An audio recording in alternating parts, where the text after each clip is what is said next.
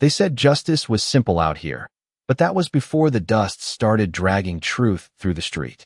The rope didn't snap or jerk, it just stayed tight, steady, like a decision already made long before anyone stepped outside that morning. And the woman at the end of it walked when they pulled, not stumbling, not resisting, just moving with the slow, measured steps of someone who understood something the rest of the town didn't. Ayanna Redbird's dark hair hung loose across her shoulders, catching the dry wind that carried the smell of leather, sun-baked wood, and something heavier, judgment, maybe, or fear dressed up as certainty. Boots lined both sides of the street, heels dug into dirt, voices low at first, then louder as more people gathered, each word stacking on the next until it sounded like conviction instead of doubt. No one asked questions, not out loud, not anymore. They had already decided what she was the moment they saw her. On the far end of the street, a man stood beside a weathered bay horse, reins loose in his hand, posture still as if he'd been carved from the same timber that built the town itself. Ethan Cole had seen storms roll in faster than this, had watched cattle scatter under skies that turned black in minutes. But this moved slower, quieter, like something that didn't need speed to do damage. He should have turned away the second he understood what was happening, should have swung into the saddle and let the wind take him anywhere but here, but his boots stayed planted, and his eyes stayed on her. There was something wrong with the way she held herself, not fear, not pride, something steadier than both, like she wasn't walking toward an ending but carrying one with her. The sheriff stood nearby, hat pulled low, fingers resting against his belt, but never quite settling, shifting weight from one foot to the other as if the ground beneath him didn't feel right. Above them all, on the raised porch of the town hall, Mayor Clayton Briggs watched with a calm that didn't belong to the moment, one hand resting against the post, the other tucked behind his back, his gaze sweeping the street like he was inspecting livestock instead of people. He didn't shout, didn't need to, because every movement down below followed the rhythm he had already set. The rope tightened slightly as the crowd shifted, and Ayanna paused for just half a second, not to resist, not to plead, but to adjust her grip on something small in her hand, something she hadn't let go of since the moment they brought her out. Ethan's eyes narrowed, the world around him dulling at the edges, the noise fading until all that remained was the sound of boots against dirt and the faint, dry whisper of wind moving through the buildings. He'd learned a long time ago that trouble in a place like this didn't always come loud. Sometimes it came quiet, dressed in certainty, carried by people who believed they were right. The crowd pressed closer now, faces tightening, some curious, some eager, most just following the weight of the moment like it was easier than thinking for themselves. Someone muttered something under their breath, another answered, and soon the murmurs folded together into something that sounded like agreement. Ethan shifted his stance slightly, just enough to ease the tension in his shoulders, but not enough to draw attention. He had made a promise once, years back, standing over a grave no one else had visited, that he would never step into another town's problems again, never let himself be pulled into something that would cost more than it gave. And for a long time, he had kept that promise. The rope moved again, the line advancing, and as Ayanna stepped forward, the object in her hand caught the light for the briefest moment, a flicker of silver against dust and shadow, so quick most wouldn't notice, but Ethan did. Something in his chest tightened, not sharp, not sudden, but deep, like a memory rising from a place he had buried on purpose.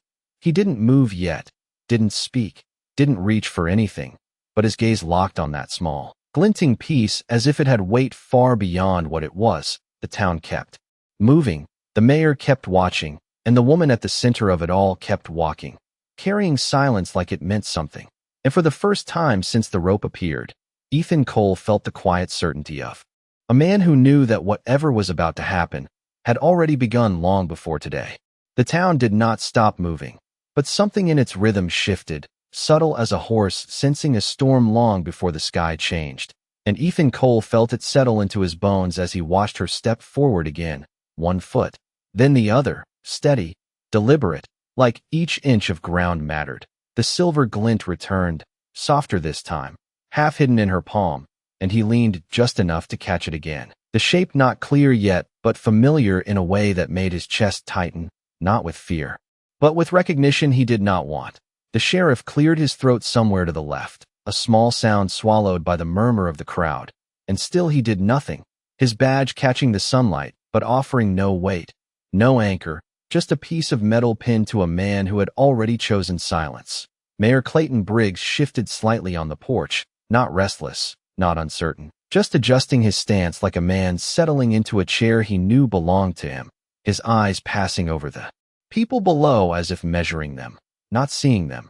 Ethan had seen men like that before, men who believed control was not something you earned, but something you held until someone stronger took it from you. And out here, strength was rarely what it looked like at first glance. Ayana's grip tightened around the small object, and for a moment her gaze lifted, not toward the mayor, not toward the crowd, but outward, past them, past the buildings and the noise, as if she was looking at something. Only she could see, something far older than this place. And in that brief glance there was no fear, only a quiet certainty that unsettled him more than anything else he had seen that morning. The wind picked up, carrying dust across the street in thin, shifting lines, brushing against boots and coats and the edges of buildings, soft enough to ignore, strong enough to remind anyone paying attention that nothing here was ever truly still. Ethan shifted his weight again, his hand brushing against the worn leather of his saddle, a habit more than a decision, grounding himself in something familiar while the rest of the moment refused to stay simple. He told himself it was not his concern, that towns like this had their own rules, their own ways of deciding what was right and what was not, and that stepping into that kind of judgment never ended clean, never ended without cost. But then the object in her hand slipped just slightly, enough for the light to catch its edge again, and this time he saw more than a flash. He saw the curve of it, the way the metal had been shaped, the small, deliberate imperfection near the clasp that no one else would notice but him. His breath slowed, the sound of the crowd dimming again as memory pressed forward whether he wanted it or not. Years ago, before the silence he built around himself, before the miles he put between who he was and who he had been, there had been a river, cold and fast, cutting through land that did not belong to any man who tried to claim it. And beside that river there had been a moment, small and quiet, that had changed more than he understood at the time. He had not thought about it in years, had buried it the same way he buried everything else that did not fit the life he chose after, but now it stood in front of him again, not as a memory, but as something real, something carried in the hand of a woman the town had already judged. The line moved forward another few feet, the rope tightening just enough to guide her steps, and the crowd leaned in, drawn by something they could not name, something heavier than curiosity. Ethan's jaw tightened, not from anger, not yet, but from the weight of knowing that the distance he had kept for so long was closing, inch by inch, with every step she took. He could walk away even now, could turn his back and let the town finish what it had started, and no one would stop him. No one would remember he had been there at all. But the silver in her hand said otherwise, the past said otherwise. And somewhere beneath the dust, beneath the noise, beneath the careful silence he had built around himself, something shifted, not loud, not sudden, but certain. And as Ayana Redbird took another step into the center of the street, carrying that small piece of truth with her, Ethan Cole realized that the line he had drawn for himself years ago was no longer where he thought it was. The street narrowed as the buildings leaned closer together, as if even the wood and nails wanted a better look at what was unfolding, and the sound of boots softened into something heavier, something slower, like the town itself was holding its breath without knowing why. Ethan Cole took one step forward, then stopped, the movement small enough that no one noticed. But to him it felt like crossing a line he had drawn years ago and never expected to see again. The pendant in Ayana's hand shifted once more, and this time it did not catch the sun.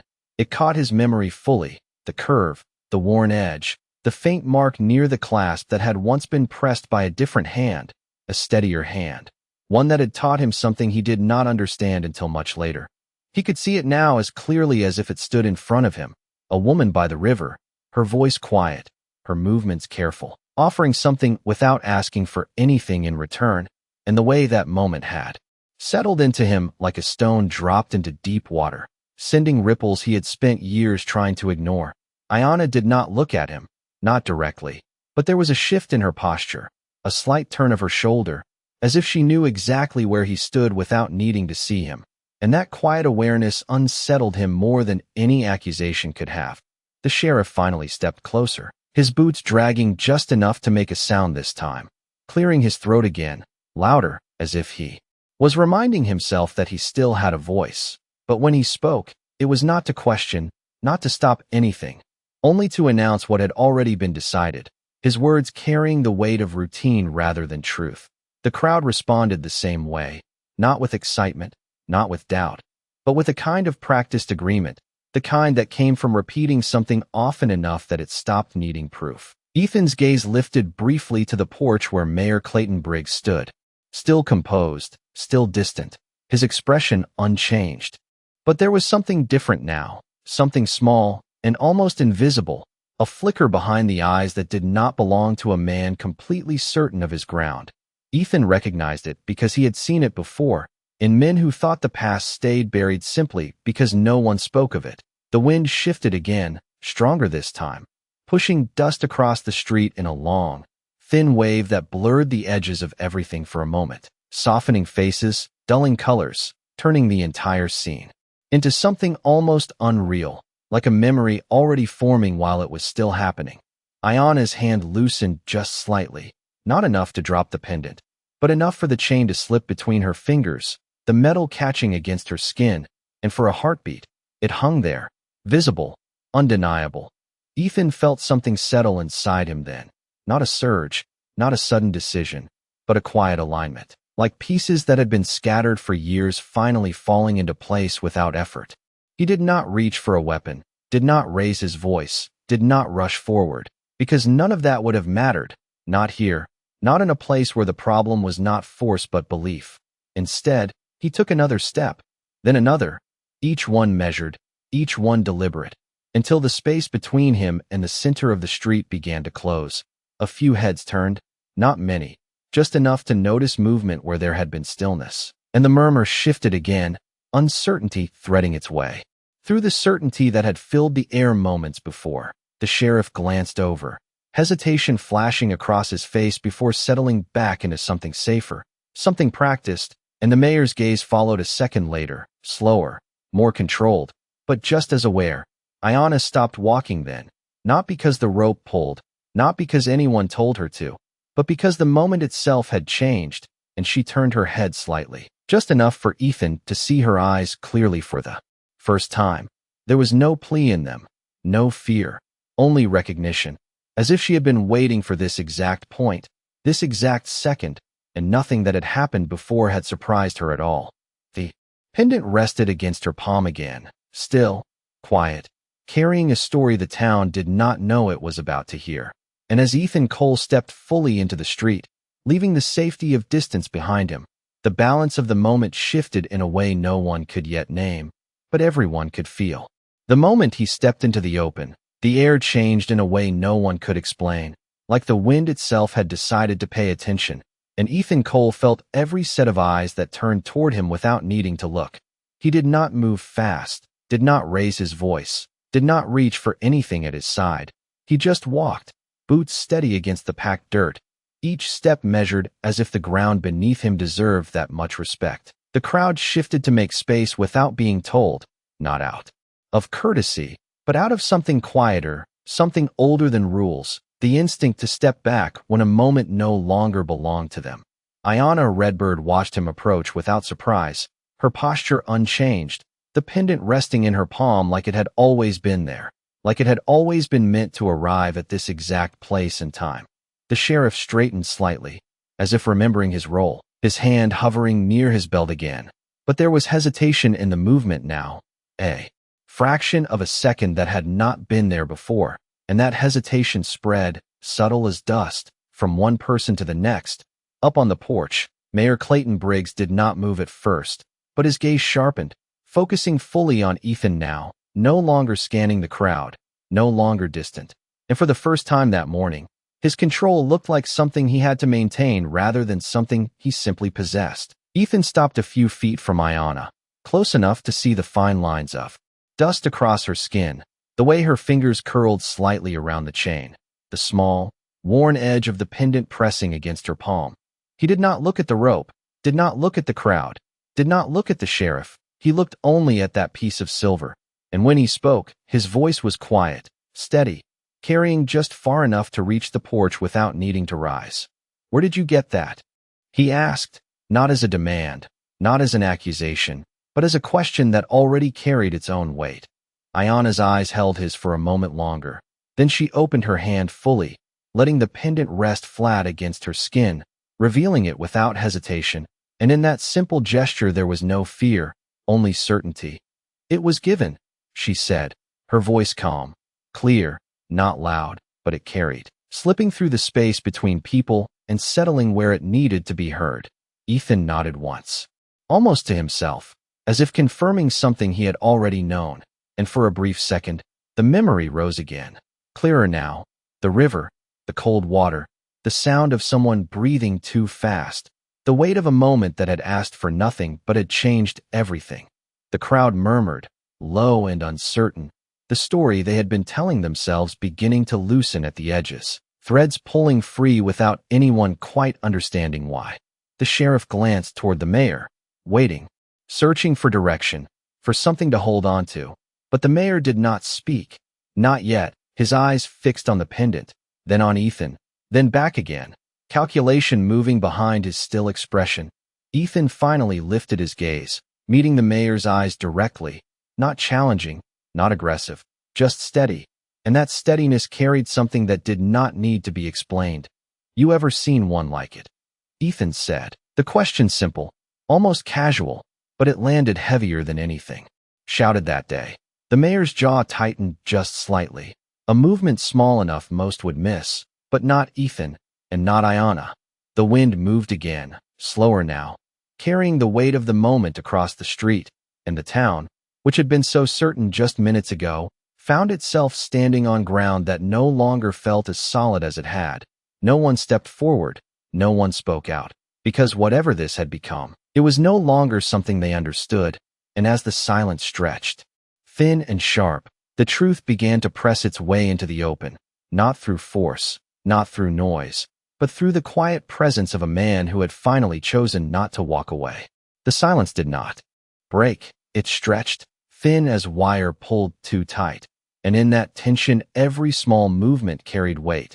The shift of a boot, the quiet breath someone forgot to hold, the faint creak of wood from the porch where Mayor Clayton Briggs stood, no longer still in the way he had been before, but not yet moving either. Ethan Cole did not look away, not from the mayor, not from the truth that had begun to take shape between them. And when he spoke again, it was softer than before, but somehow carried further, like the kind of voice people leaned into without realizing it. "You remember who gave it," he said, not asking this time, not offering space for denial, just placing the words where they belonged.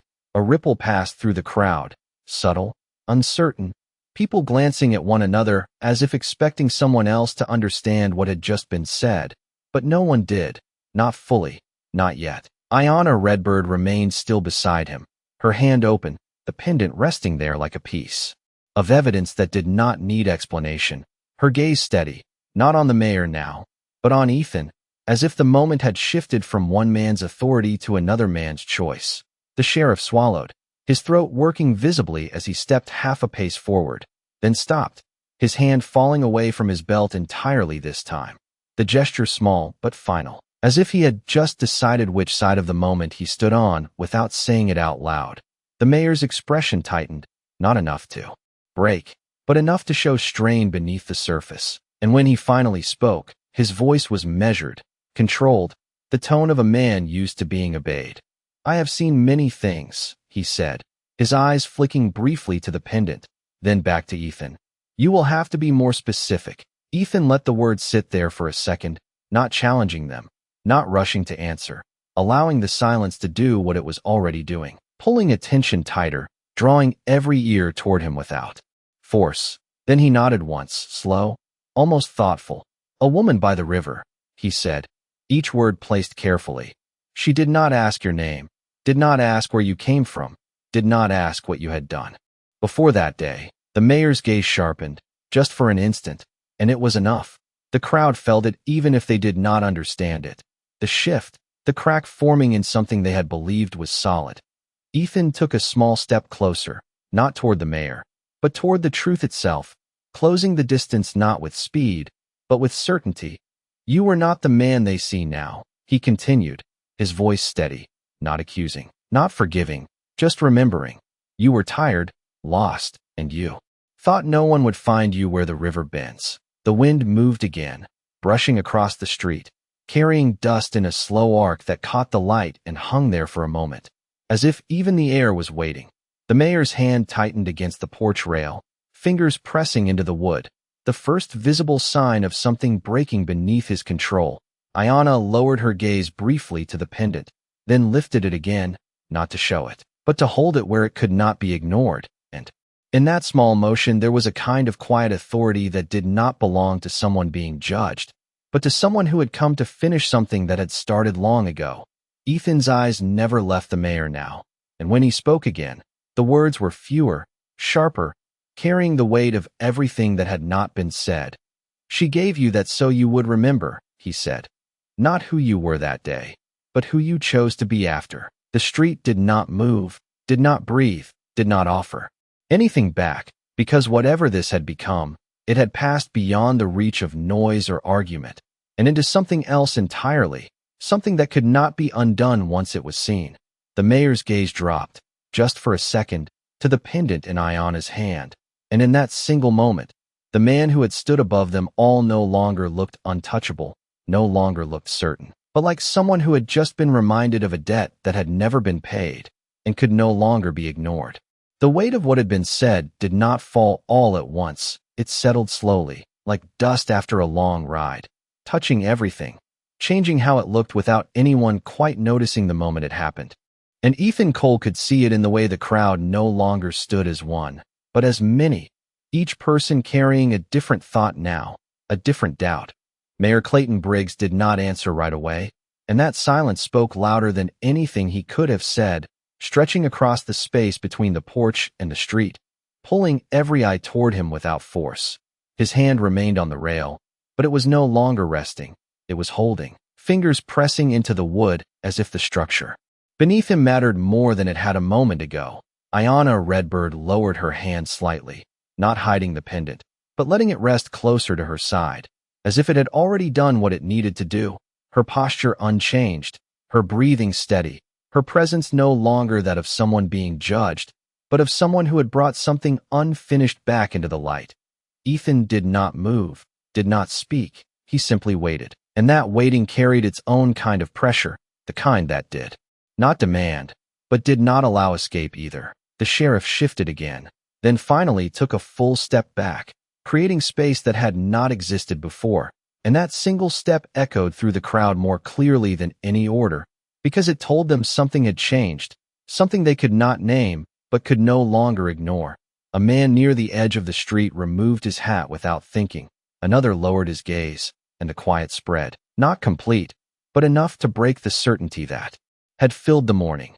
The mayor's eyes lifted again, meeting Ethan's, and for the first time there was no distance in them, no separation between the man on the porch and the man in the street, only recognition, sharp and unavoidable. That was a long time ago, he said finally, his voice steady, but thinner now, like it had to pass through something it had not faced before. Ethan nodded once, slow, not agreeing, not disagreeing, just acknowledging the shape of the words. Time does not change what was given, he replied, just as quietly, his tone even, almost gentle, but firm in a way that left no space for argument.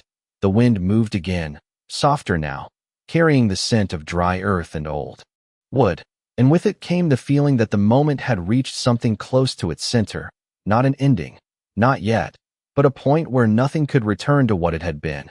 Ayanna lifted her eyes to the mayor then, not sharply, not accusingly, but directly, and there was something in that look that did not ask for anything, did not demand anything, only held the truth where it could be seen.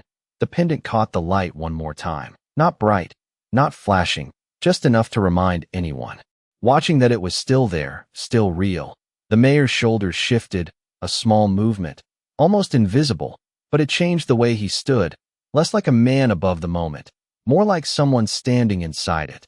The crowd waited, not out of obedience now, but out of something closer to understanding, the kind that comes when a story begins to unfold in a way no one expected.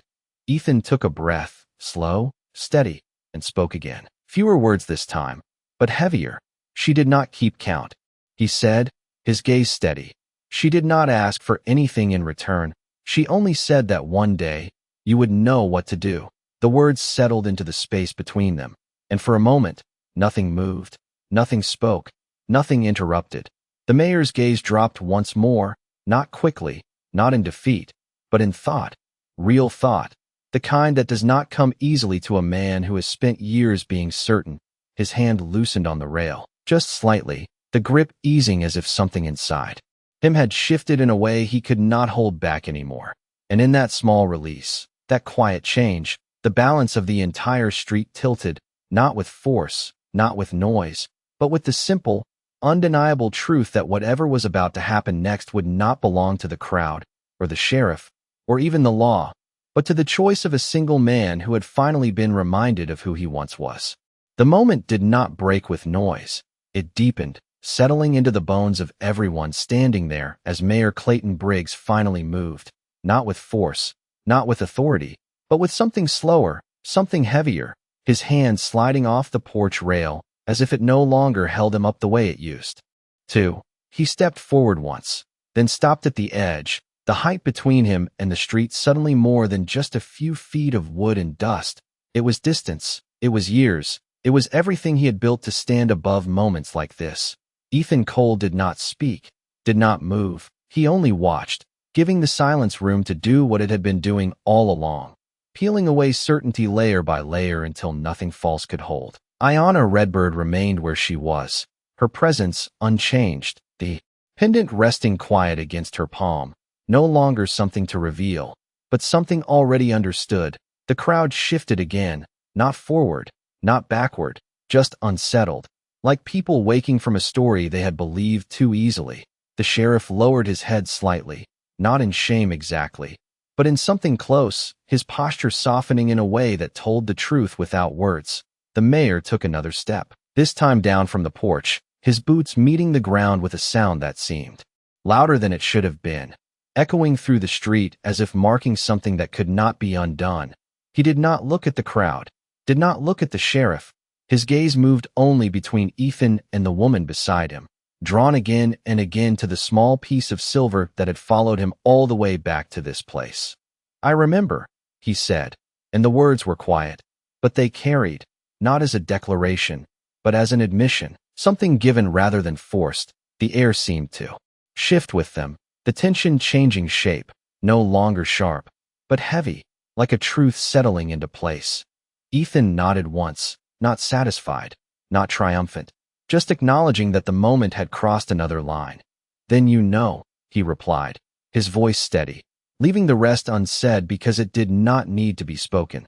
The mayor's shoulders lowered slightly, the weight of years visible now in the way he held himself. And for a brief second, he looked less like the man who ruled the town, and more like someone who had been standing too long in the wrong place. Ayanna lifted her hand again, not to offer the pendant, not to demand anything, but simply to hold it where it belonged, between them all, a reminder that had found its way home. The mayor's gaze fixed on it, and in that stillness, something inside him shifted fully, not cracking, not collapsing, but changing direction, like a man who had finally stopped walking away from something he should have faced long ago. The crowd did not speak, did not interrupt, because whatever this was, it had moved beyond them entirely.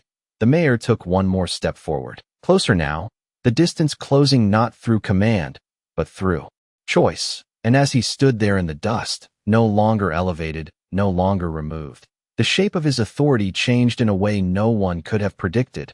Ethan remained still, giving him nothing but the space to decide, because out here, that was the only thing that ever truly mattered.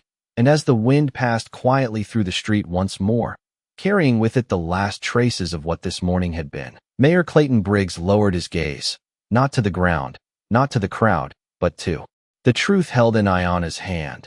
And in that single, unguarded moment, the man who had stood above them all finally stood level with the past he could no longer deny. The final step was not announced. It simply happened, quiet as a breath that no one realized they had been holding. As Mayor Clayton Briggs lowered himself, not quickly, not dramatically, but with the slow, deliberate movement of a man who understood exactly what he was doing and could not pretend otherwise. His knee met the dust of the street with a soft sound that seemed to echo farther than it should have, carrying through the stillness and settling into every corner of the town. And in that moment, something far greater than authority shifted. No one spoke, no one moved, because what they were witnessing did not fit into the rules they had followed all their lives. It did not belong to law or power or position. It belonged to something older, something quieter, something that could not be forced or faked. Ethan Cole did not react, did not step forward, did not claim anything from the moment. He simply stood where he was, letting the weight of it settle where it needed to, because he understood that this was never his to take, only his to bring into the open. Ayanna Redbird watched without change in her expression, her hand still open, the pendant resting there, steady, as if it had always known it would return to this point. And in her stillness there was no triumph, no satisfaction, only completion. The sheriff removed his hat slowly, almost without thinking, his gaze lowered now not out of duty, but out of something closer to understanding. And one by one, others followed, the sound of hats being lifted soft, but unmistakable, a gesture that spread through the crowd without command. The wind moved again, gentler now, brushing across the street as if clearing something unseen, and the dust that had hung in the air began to settle, revealing faces that no longer carried the same certainty they had worn that morning. Mayor Briggs kept his head lowered for a moment longer, then lifted his eyes, not to the crowd, not to the sheriff, but to Ayanna. And when he spoke, his voice had changed, not weaker, but stripped of something it no longer needed.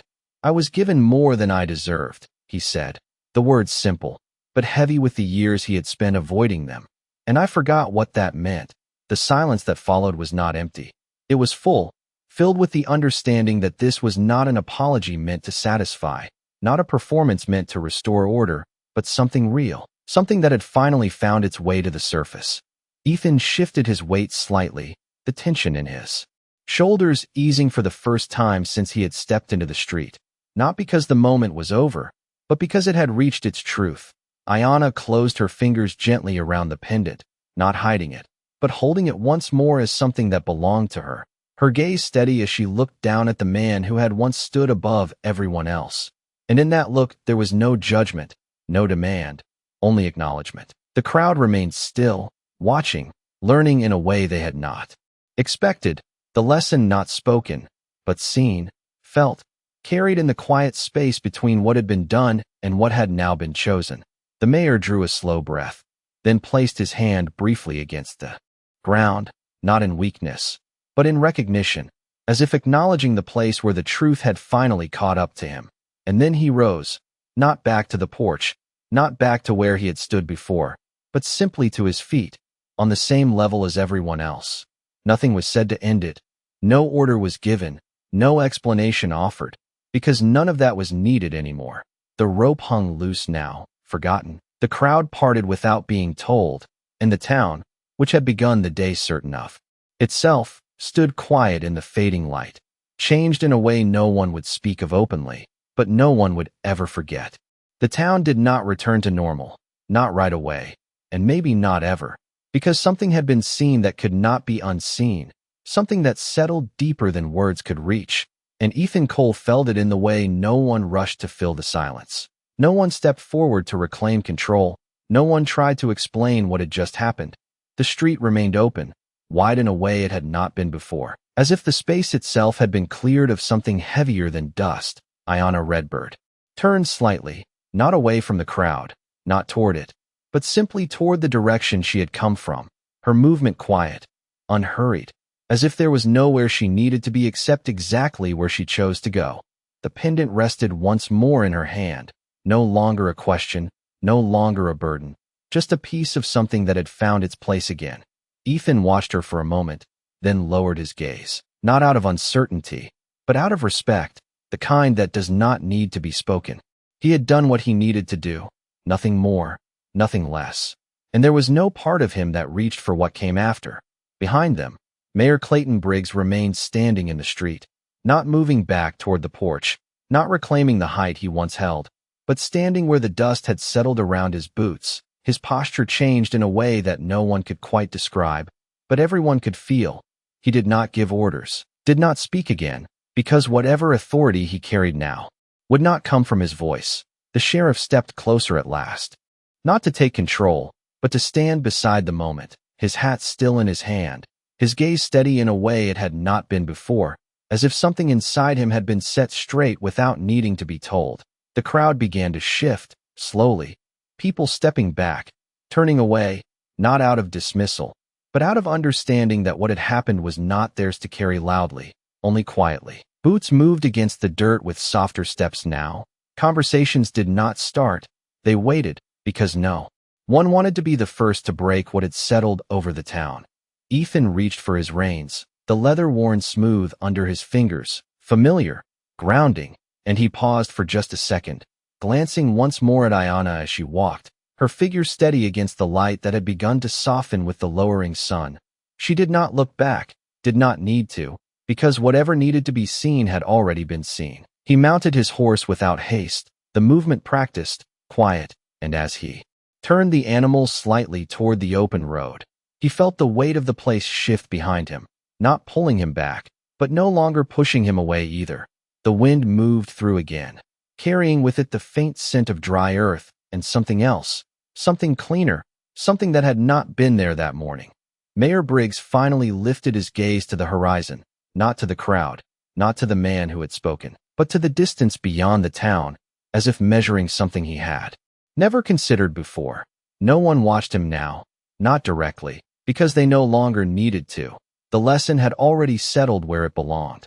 Ayanna walked on, the pendant resting against her palm.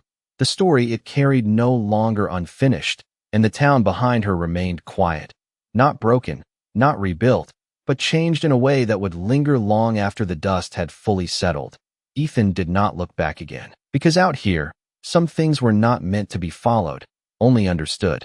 And as the road opened ahead of him, wide and empty under the fading light, he rode on, carrying nothing with him but the certainty that sometimes the strongest kind of justice was the one that did not need to be spoken at all.